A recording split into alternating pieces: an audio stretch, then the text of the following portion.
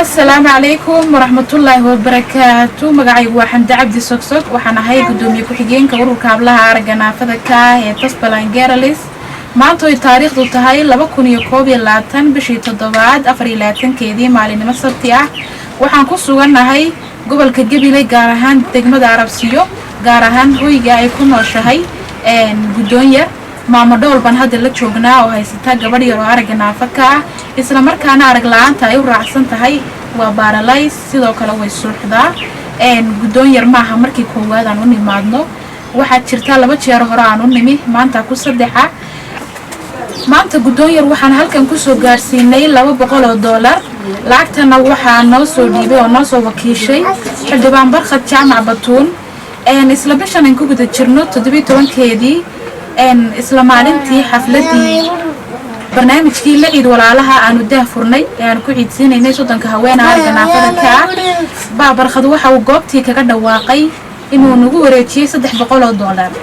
200 kamid ah ayaan maanta gudoon yar soo gaarsiinay waxaana gudoonsiin doonta qasnajiga ururka oo maanta goobtii la sugan Saacada Maxamed حمد هذه أدبض ما تصنتهاي ماما دول وأنا سلامنا مرة ماما وحنا كجدوسين دونا لا $200 وأنا قلت هلا قال لي بدون ما شاء الله هو يولد كل قدومي أدبض ما تصنتهاي وحسن الله السيو خيرها وقليو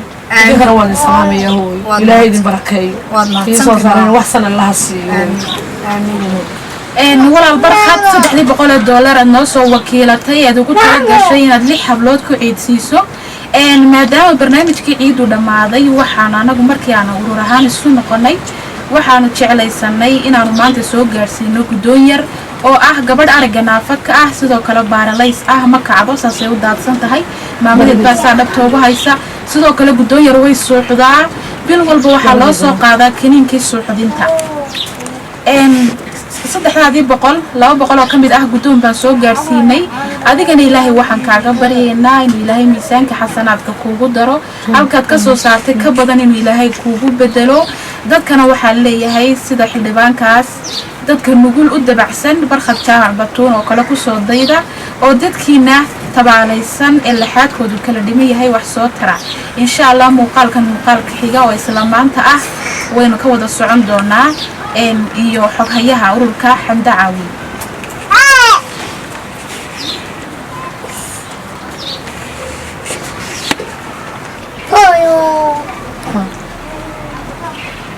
maamo dhool maadaamad haysato gabadh yar oo aragna afka isla markaana baaralaysa isla markaana xanuunsanaysa oo suuxday fritayma waris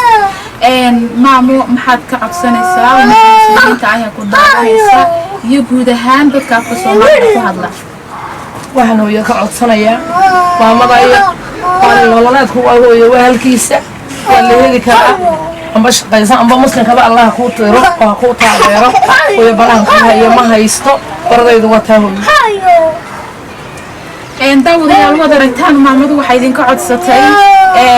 inaad ku soo taageertaan hooyo ay la gasho gudoon yar suun ku celin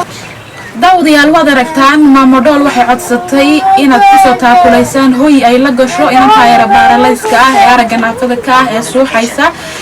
maadaama lagu jiro xilligii roobabka waxay idinka codsanaysaa inaad ku soo taakulaysaan hooy ay la gasho gudoon yar tabantaabada laba gacmood tamar ku yeeshaan waxaan jecelnahay hawsha tabarucad aan wadno inaad nagu garab siisaan maamadaas dhibaataysanna dhibka aad la qaybsataan ifka lagu yahay walaalo ifka waxa la isugu taraa aakhira aboorka la iska celin maayo insha Allah waxaan rajaynayaa inaynu taakulayno dadkeena tabaalaysan oo in kor u soo qaadno